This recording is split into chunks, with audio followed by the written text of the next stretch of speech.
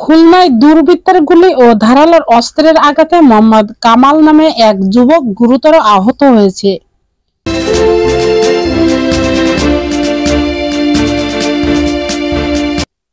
বুধবার নগরীর পশ্চিম টুটপাড়া এলাকার কবি নজরুল ইসলাম সড়কের জুলহাসের চায়ের দোকানের সামনে ঘটনাটি ঘটে।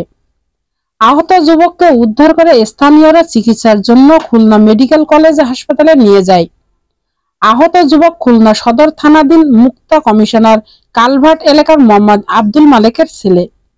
স্থানীয়রা জানায়, ইফতারির পরপর আহত যুবক কামাল পশ্চিম টুটপাড়া এলাকার কবি নজরুল ইসলাম সড়কের জুলহাসের চায়ের দোকানে আসে।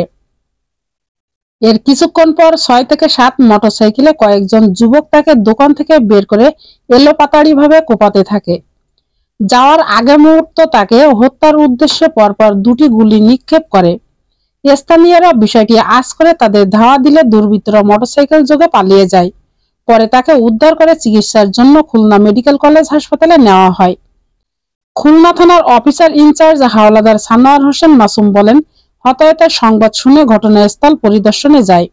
দুর্বৃত্তরা কামালের ডান এবং বাম পায়ের 3টি স্থানে ডান হাতের কবজিতে ও মাথার পেছনে ধারালো অস্ত্র দিয়ে আঘাত করে। ডান ও বাম পায়ের উরুতে 2টি গুলি করে ঘটনাস্থল থেকে গুলি খোসা উদ্ধার করা হয়েছে। আহত কামাল মাদক মামলার আসামি, তার বিভিন্ন অপরাধীদের সাথে যোগাযোগ রয়েছে। ঘটনা যারা ঘটিয়েছে তাদের গ্রেপ্তারের অভিযান পরিচালনা করা হচ্ছে বলে তিনি জানান।